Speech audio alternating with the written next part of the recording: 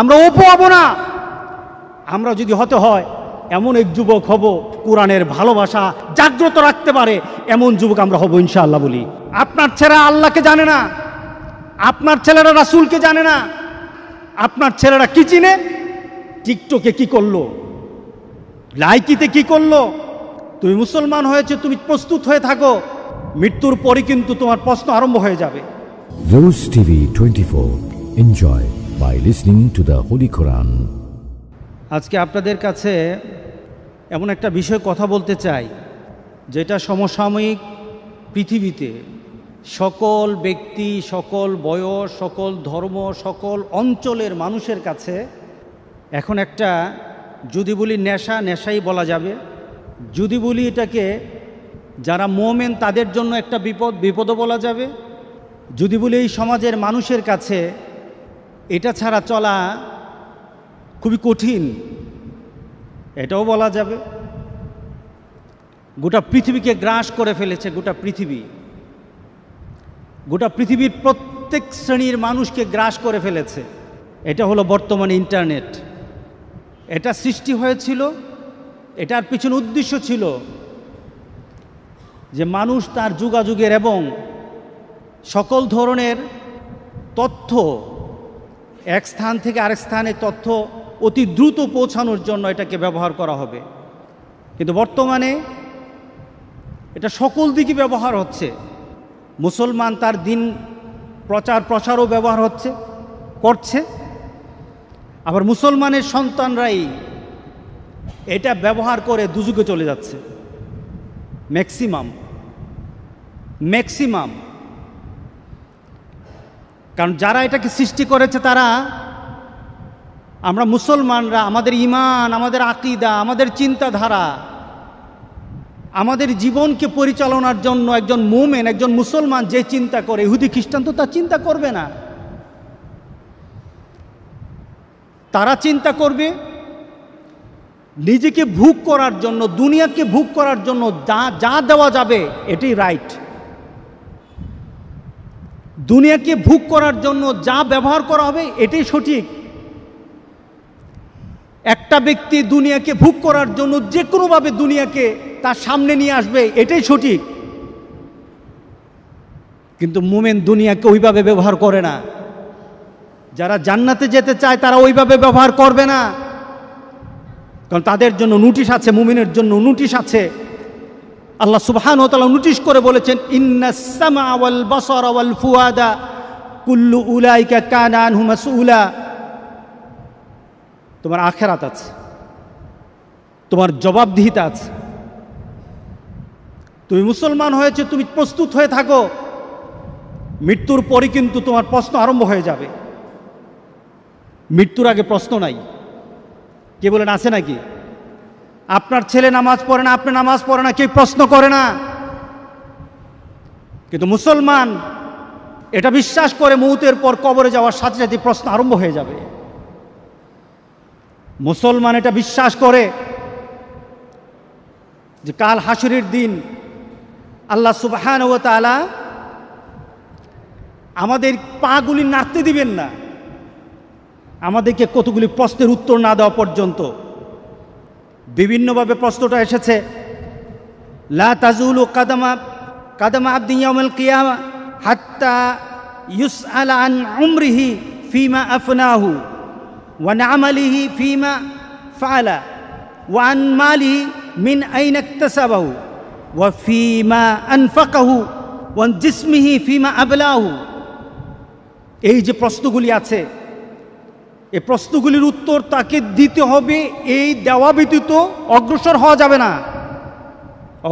যাবে না। তার মানে কি? মৃত্যুর পর প্রশ্ন। আল্লাহ সুবহানাহু ওয়া তাআলা বলেন, ইন্নাস সামা, তোমার শ্রবণ, কি শুনেছো পৃথিবীতে, প্রশ্ন করা হবে, সবাইকে প্রশ্ন করা হবে। ওয়াল বাসারা, তুমি দৃষ্টি দিয়ে কি দেখেছো, প্রশ্ন করা হবে। কি বলেন, মুমিন বিশ্বাস করি কিনা? আমরা বিশ্বাস করি কিনা বলেন? আমরা এটা বিশ্বাস করি বলি আমরা মুসলমান। আর যারা বিশ্বাস করে না তারা মুসলমান হতে পারে না, আমার চিন্তায় কি আছে, বিশ্বাস কাল হাসরের দিন আল্লাহর দরবারে আমার চিন্তা নিয়ে আল্লাহর দরবারে উঠতে হবে। কতক্ষণের? সেকেন্ড টু সেকেন্ড, এক একটা সেকেন্ডের জন্য আল্লাহর কাছে জবাবদিহি করতে হবে, এক একটা সেকেন্ড। বাঁচার উপায় নাই। এটা হলো আমার ঈমান, এটা হলো মুসলমানের পরিচয়।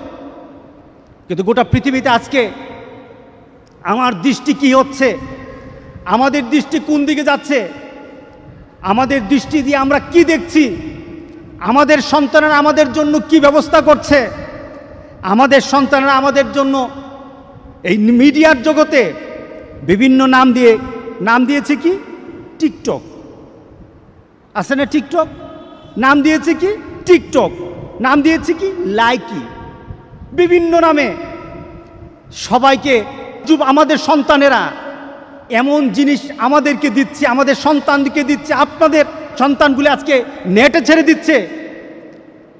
যে দেখে তারও জবাবদিহি করতে হবে কার কাছে? আল্লাহর কাছে। যে দিল তাকেও জবাবদিহি করতে হবে, যে দেখেছে তাকেও তো জবাবদিহি করতে হবে। আজকে ঈমান বাঁচানো, আজকে সব কিছু এখন অবস্থা চলে গেছে যে ঈমানটা নিয়ে কবরে যাওয়ার কোনো সুযোগ নেই। ঈমানটা হারানোর জন্য প্রত্যেকটি মানুষের পকেটের মধ্যে ঈমান হারানোর শয়তান এখন পকেটে ঢুকে গেছে, পকেটে ঢুকে গেছে। গত কয়েকদিন আগে একটা ছেলেকে অ্যারেস্ট করা হলো, কি নাম, অপু না কি জেনে নাম, মুসলমানের সন্তান, আপনার সন্তান।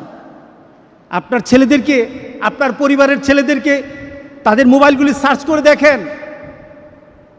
আপনার ছেলেরা আল্লাহকে জানে না, আপনার ছেলেরা রাসূলকে জানে না, আপনার ছেলেরা কোরআন হাদিস জানে না, আপনার ছেলেরা উযু নামাজ চিনে না। আপনার ছেলেরা কি চিনে? টিকটকে কি করলো, লাইকিতে কি করলো, ফেসবুকে কে ফেমাস হলো।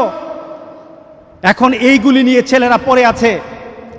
শুধু পড়া নয়, একটা যুবক যদি মনে করে 1 মিনিটের মধ্যে গোটা পৃথিবীর সবচাইতে নোংরা জিনিসগুলি আমার সামনে চলে আসবে, 1 মিনিটের মধ্যে সব চলে আসবে, 1 মিনিটে চলে আসবে।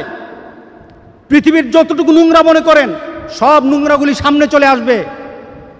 তার মানে কি, আপনার ছেলের চোখের সামনে আল্লাহ রাসূলের নীতি নাই, আপনার ছেলের চোখের সামনে আল্লাহ রাসূলের কোনো কথা নাই।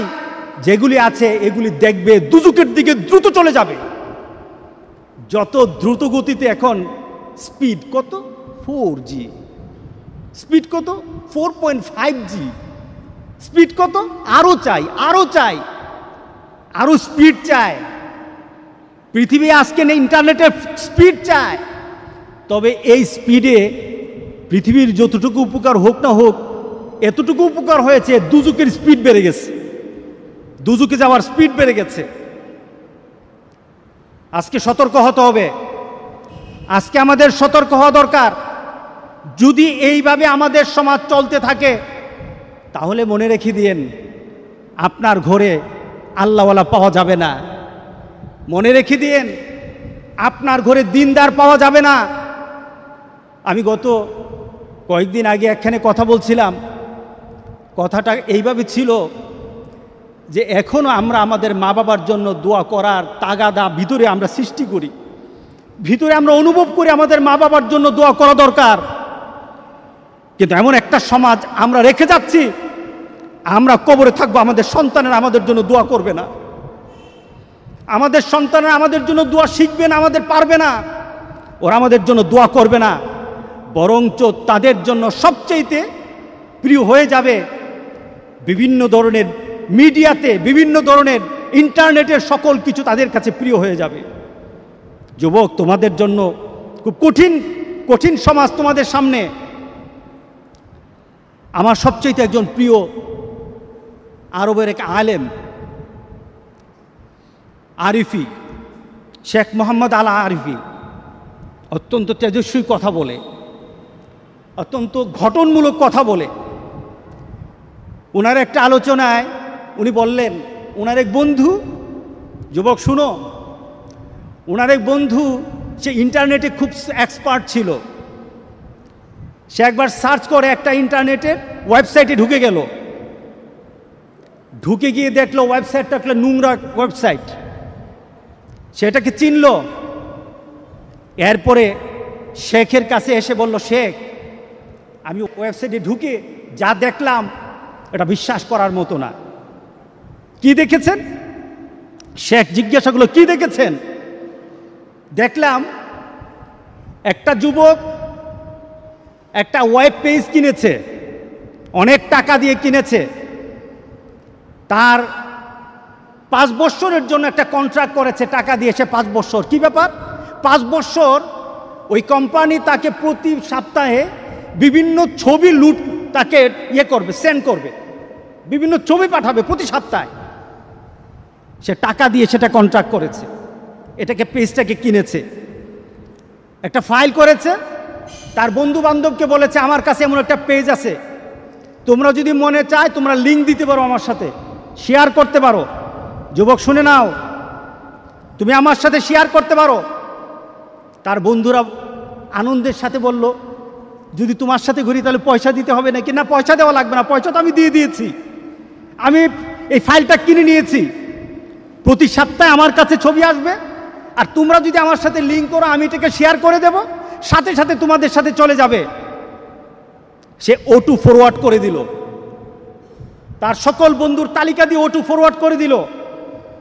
তার কাছে যখন একটা ফাইল চলে আসতো প্রতি সপ্তাহে, অটোমেটিক তার বন্ধুদের কাছে চলে যেত, অটোমেটিক চলে যেত। সেটা কি কিনেছে? 5 বছরের জন্য কিনেছে। 6 মাস পরে সে অ্যাক্সিডেন্টে মারা গেল। 6 মাস পরে সেই ছেলেটা অ্যাক্সিডেন্টে মারা যায়। তার আশেপাশের সকল বন্ধুরা তাকে জানাজা দিল, দাফন করলো। ঠিক 1 সপ্তাহ পর দেখলো প্রত্যেকটি বন্ধুর সেই ওয়েবসাইটটা, তার বন্ধুদের যে ওয়েবসাইটটা লিঙ্ক করা ছিল তাদের কাছে ছবি চলে আসছে, তাদের কাছে ছবি চলে আসতেছে। তারা মনে করলো এটা পুরানো ছবি। আবার তারা 1 সপ্তাহ ওয়েট করলো, দেখলো না, আবার ছবি চলে আসছে।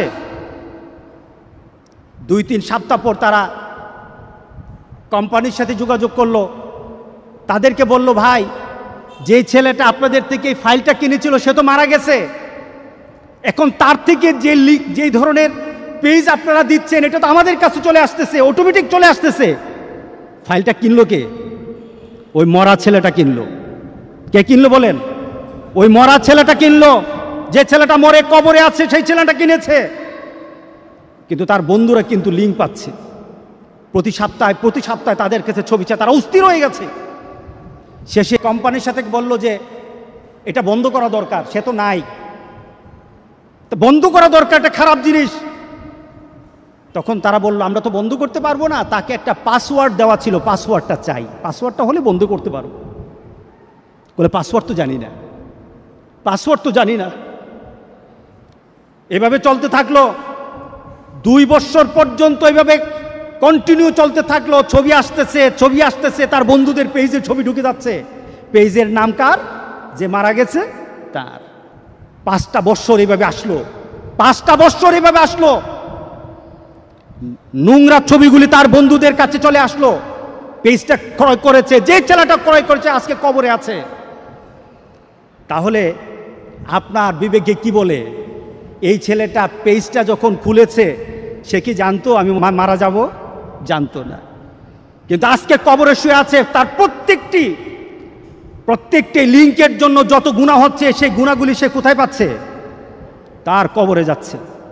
যুবক, তোমার মোবাইলটা যদি এইভাবে খোলা থাকে, তোমার মোবাইলের মধ্যে যদি এইগুলি জিনিসগুলি থাকে, ওই যুবক যেমন জানে না সে 5 বছরের জন্য কিনেছে, সে জানে না 6 মাস পরে সে মারা যাবে। যুবক, তুমিও কিন্তু জানো না তোমার কখন মওত হবে। ওই যে ময়মনসিংহ না কিশোরগঞ্জ হাওরে যারা ভ্রমণ করতে বের হলো, তারা কি জানতো নেত্রকোনা না? হ্যাঁ, যারা হাওরে গেল তারা কি জানতো আমরা তো নদীতে আমরা পানিতে একটু আনন্দ করব? তারা একটা মানুষও জানতো না তাদের এটা শেষ আনন্দ। পৃথিবীতে আর তার আত্মীয় স্বজনের সাথে তাদের আর দেখা হবে না, তারা জানতো না। যুবক, আজকে তোমাদেরকে বলি, তুমি যদি মুসলমানের সন্তান হয়ে থাকো, তাহলে আজকে তোমাকে এই চিন্তা করতে হবে, এমন কাজ আমি করব না যেই কাজের জন্য আমাকে মৃত্যু পরবর্তী জীবনে আমাকে গুনাহ পেতেই থাকবো, এই কাজ আমি করব না। এটা মুসলমান, এটা হলো মুহাম্মদ সাল্লাল্লাহু আলাইহি সাল্লামের কলিজার টুকরা উম্মত, এটা হলো উম্মতের পরিচয়। আজকে আপনি আশ্চর্য হবেন, গোটা পৃথিবীতে এখন নেট ব্যতীত মানুষ থাকতে পারে না। আজকে যুবকগুলি এগুলি ছাড়া থাকতে পারে না। আজকে যুবকগুলি নিজেকে বিভিন্নভাবে সমাজের মধ্যে পরিচয় তুলে ধরছে, তারা মুসলমানের সন্তান, এই পরিচয় আজকে সমাজের মধ্যে হচ্ছে না।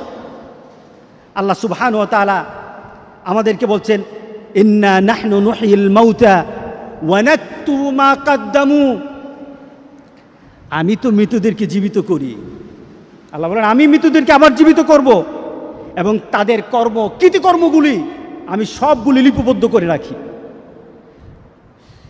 ওয়া কুল্লা শাইইন আহসাইনাহু ফি ইমামিম মুবিন। আর প্রত্যেকটি সংরক্ষিত আছে, প্রত্যেকটি জিনিস সংরক্ষিত আছে তোমার জীবনের, প্রত্যেকটি জিনিস সংরক্ষিত আছে, কোনো জিনিস আমি বাদ দেব না। একটা ভালো এবং শ্রেষ্ঠতম তোমার জন্য যেখানে রেকর্ড করে কাল হাসরের দিন ছেড়ে দেওয়া যাবে এমন জায়গার মধ্যে আমি সেগুলি লিপিবদ্ধ করে রেখেছি। রাসূল সাল্লাল্লাহু আলাইহি সাল্লাম বলেন, কামা তাইশু তামুতুন কামা তামুতুনা তুবাসুন কামা তুবাসুন তুহশারুন। রাসূল সাল্লাল্লাহু আলাইহি সাল্লাম বললেন, তুমি যেমনভাবে দুনিয়াতে তোমার জীবনকে তুমি পরিচালনা করো, তোমার জীবনের শখ আল্লাহ তোমার প্রয়োজন যেভাবে তুমি দুনিয়াকে বেছে নাও, তোমার অনুপাতে তোমার মৃত্যুটা ঠিক ওইভাবেই হবে।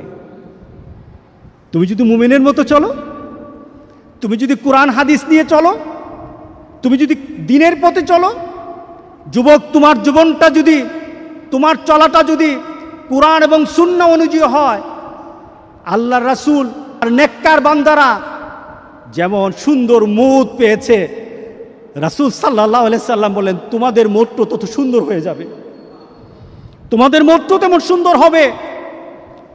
রাসূল সাল্লাল্লাহু আলাইহি সাল্লাম বলতেছেন, তুমি দুনিয়াতে যেভাবে চলবা মউতও তেমন হবে।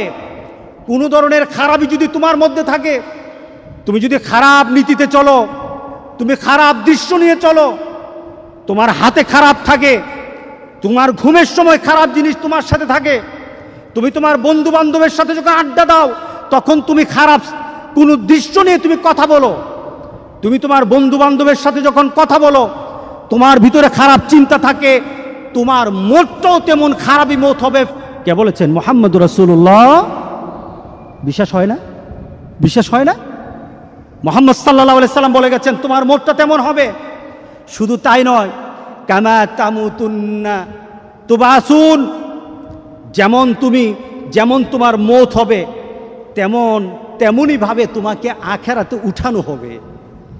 এরপর রাসূল সাল্লাল্লাহু আলাইহি সাল্লাম হচ্ছে, তোমার মৌতটা যেমন তোমাকে উঠানো হবে ওই নীতিতে, যেমন ভাবে তুমি মরেছ।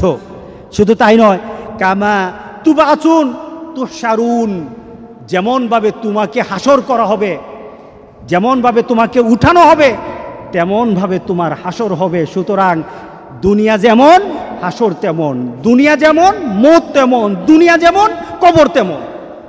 আজকে সবার ভিতরে একটা কথা বলি, আমাদের জীবনটাকে আমরা সুন্দরভাবে চালাতে চাই, এই জিনিসটা আমাদেরকে ধ্বংসের দিকে নিয়ে যাচ্ছে। যতটুকু উপকার আসা দরকার তার থেকে ক্ষতিটা বেশি হচ্ছে। আজকে যদি সমাজে সন্ত্রাসী শিখতে চায় তাহলে এখান থেকে সন্ত্রাসী শিখে, ছোট ছোট বাচ্চারা পর্যন্ত সন্ত্রাসী স্টাইল শিখে কিভাবে মারামারি করতে হয়, সব কিছু এখান থেকে শিক্ষা হয়। যদি তোমার ভিতরে দিনদারি হয়, সেটা তোমার আল্লাহর তরফ থেকে তোমার প্রতি একটা করুণা, তুমি ভালো কিছু বের করতে পারো, ভালো কিছু বের করতে পারো। এটা ভালোর দিকেও নিয়ে যায়, খারাপের দিকে নিয়ে যায়, তবে খারাপের দিকের সংখ্যাটাই বেশি। তাহলে আজকে আমরা এই নিয়ত করব যে আমাদের চোখকে হেফাজত করব। রাজি আছি সবাই? কোনটাকে হেফাজত করব? কারণটা কি? এই চোখ সম্পর্কে প্রশ্ন করা হবে, আমাদের যৌবন সম্পর্কে প্রশ্ন করা হবে। রাসূল সাল্লাল্লাহু আলাইহি সাল্লাম বলেছেন, সামনের দিকে অগ্রসর হওয়া যাবে না যতক্ষণ পর্যন্ত তার প্রশ্নের উত্তর দিতে না পারবে ততক্ষণ হবে না। সেটা কি? আন উমরিহি ফিমা আফনাহু, তোমার জীবনটাকে তুমি কিভাবে পরিচালনা করেছো। আরেকটা হলো শাবাবি ফিমা আবলাহু, তোমার যৌবনকে তুমি কিভাবে তুমি ব্যয় করেছো, এই প্রশ্নগুলি আসবে। কবরও যেমন প্রশ্ন, হাসরের ময়দানে প্রশ্ন আছে। তাহলে চলুন আমরা পরিবর্তন হয়ে যাই। এই চোখকে আল্লাহ সুবহানাহু ওয়া তাআলা প্রত্যেকটি মানুষের চোখ যেন আল্লাহ হেফাজত করে, প্রত্যেকটি মানুষের কানকে যেন আল্লাহ হেফাজত করে। আল্লাহর কাছে বেশি বেশি করে চান। চোখ যদি ধরা খেয়ে যায়, কান যদি ধরা খেয়ে যায়, বাঁচার আর উপায় নাই, বাঁচার আর উপায় নাই, বাঁচার আর উপায় নাই, বাঁচার আর উপায় নাই। একটা ছোট্ট ঘটনা, আমি হজে গিয়ে বইটা কিনেছিলাম। আরবের এক পুলিশের জীবনী। সে তার পুলিশের চাকরি করতে গিয়ে জীবনে যে যে ঘটনাগুলি তাকে তার হৃদয়ে দাগ কেটেছে, এমন কিছু ঘটনা সে জানিয়েছে। তার ডিউটি ছিল এক পুলিশ। সে একটা অ্যাক্সিডেন্ট হলো, দৌড়ে গেল, পুলিশ তাড়াতাড়ি তার কাছে গেল, দেখলো একটা যুবক গাড়ি অ্যাক্সিডেন্ট করেছে। সে তাড়াতাড়ি সে ছেলেটার কাছে গেল, দেখলো যে তার ছেলেটার অবস্থা খুব খারাপ হয়ে গেছে, কিন্তু তার গাড়ির মধ্যে কোরআন তেলাওয়াত হচ্ছিল। গাড়ির মধ্যে কি চলছিল? কোরআন তেলাওয়াত চলছিল। গাড়িতে কোরআন তেলাওয়াত চলছিল। সে ড্রাইভ করতেছে, সে কোরআন তেলাওয়াত শুনতেছিল। ওই মুহূর্তে সে অ্যাক্সিডেন্ট হয়েছে, তার মুখে যেন বিড়বিড় বিড়বিড় করে কোরআন তেলাওয়াত চলছিল। সে বিড়বিড় করে কোরআন তেলাওয়াত পড়ছিল। সে পুলিশ বলতেছে, আমি ছেলেটাকে কুলে নিলাম, দেখলাম মুখটা একটু নড়ে, কোরআন তেলাওয়াতের মতো একটু শব্দগুলি বের হয়, আমি বুঝি না। এক পর্যায়ে সে আস্তে করে সে ঢলে পড়ে গেল, তার মৃত্যু হয়ে গেছে। খবর নেওয়া হলো, তাড়াতাড়ি তার খবর নেওয়া হলো। তাকে তার মোবাইল থেকে তার বিভিন্নভাবে তার পরিবারের সাথে যোগাযোগ করা হলো। যোগাযোগ করে সে জানা গেল এই ছেলেটা প্রতি বৃহস্পতিবার তার দাদির কাছে যেত। তার দাদি আছে গ্রামের বাড়িতে, 200 মাইল ড্রাইভ করে দাদির কাছে যেত।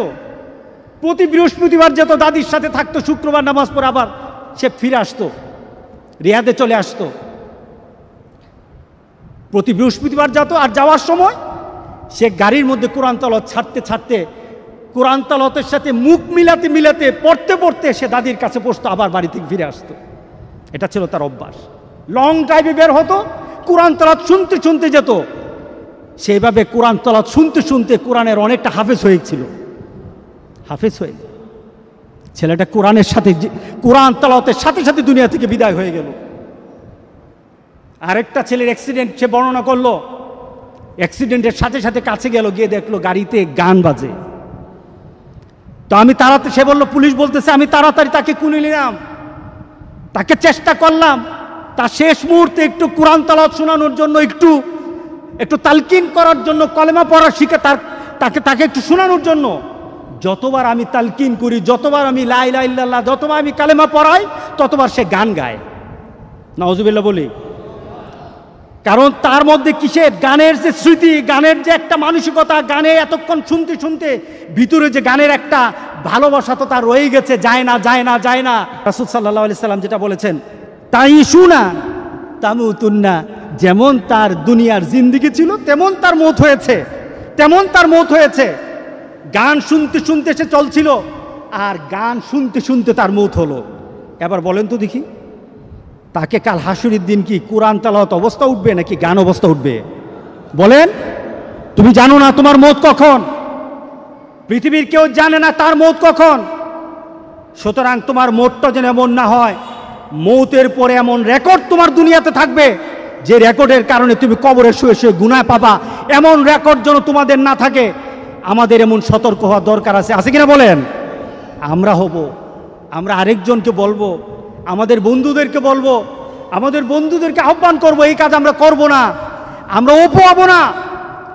আমরা যদি হতে হয় এমন এক যুবক হব, যেই যুবক সবসময় তার জেহেনের মধ্যে, তার ব্রেইনের ভিতরে কোরআনের ভালোবাসা জাগ্রত রাখতে পারে, এমন যুবক আমরা হব ইনশাআল্লাহ বলি। আমাদের হওয়া দরকার আছে কিনা বলেন?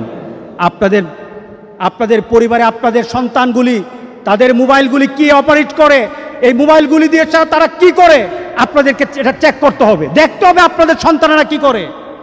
যদি করেন, ওই দুঃখ হতে হবে না, ওই হয়তো আপনার অবস্থা হবে না যে আপনি কবরে থাকবেন, আপনার সন্তান আপনার জন্য দোয়া করবে না, এমন হয়তো হবে না।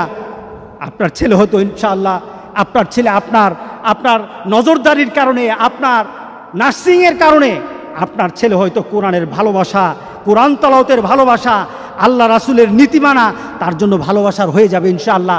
আপনিও কবরে শুয়ে ইনশাআল্লাহ দোয়া পাবেন। আল্লাহ যেন সবাইকে তৌফিক দান করে দেয়, আল্লাহ আমাদেরকে পরিবর্তন করে দিক। কে বলেন, দরকার আছে কিনা বলেন?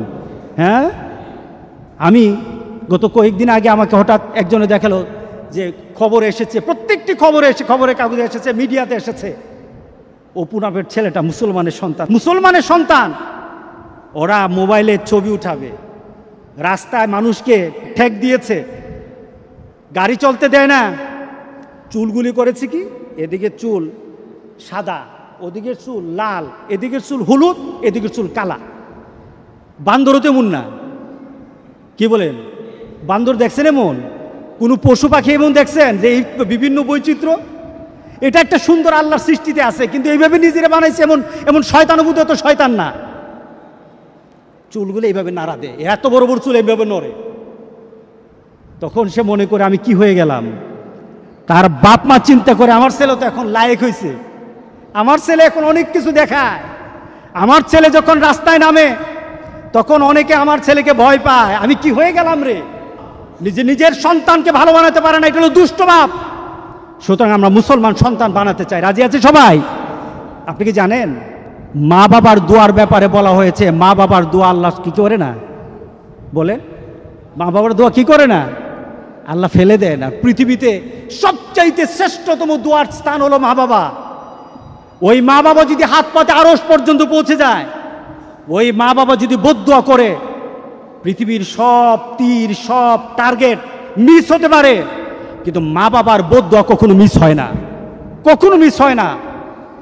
আর সন্তান মা বাবার জন্য যখন দোয়া করে, পৃথিবীর কোনো হুজুর, পৃথিবীর কোনো বুজুর্গ ব্যক্তির দোয়া কবুলের ব্যাপারে সন্দেহ থাকতে পারে, কিন্তু সন্তান যখন মা বাবার জন্য দোয়া করে, এই দোয়া আল্লাহ ফেলে দেয় না। সুবহানাল্লাহ। কারণ মা বাবার এই দোয়াটা শিখিয়ে দিয়েছেন স্বয়ং আল্লাহ সুবহানাহু ওয়া তাআলা, রব্বির হামহুমা কামা রব্বায়ানি সাগীরা।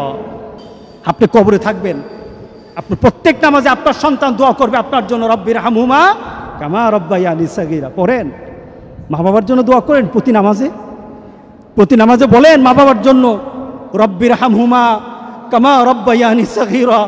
আপনি দোয়া করেন, দেখবেন আপনার দোয়ার কারণে আপনার সন্তান আপনার জন্য দোয়া করছে। আপনাকে আল্লাহ যেন এমন সুযোগ করে দেয়, এমন কুলাঙ্গার সন্তান যেন আমাদের সন্তানগুলো আল্লাহ না বানায়। সবাই বলেন আল্লাহুম্মা আমিন। আপনার দালান, আপনার বাড়ি, আপনার সম্পদ, আপনার ব্যবসা, আপনার পৃথিবীর প্রতিপত্তি যত কিছু আছে, সব আপনি দুনিয়াতে ফেলেই চলে যেতে হবে, কিন্তু সন্তান কিন্তু আপনাকে ছেড়ে দিবে না। সন্তান আপনাকে ছেড়ে দিবে না। ভালো সন্তান রেখে যাবেন, কবরে শুয়ে শুয়ে আপনার সন্তানের দোয়া পাবেন। খারাপ সন্তান রেখে যাবেন, কবরে বিপদ বিপদ বিপদ চলতেই থাকবে। আল্লাহ আমাদের সবাইকে হেফাজত করুক। আমিন বলি।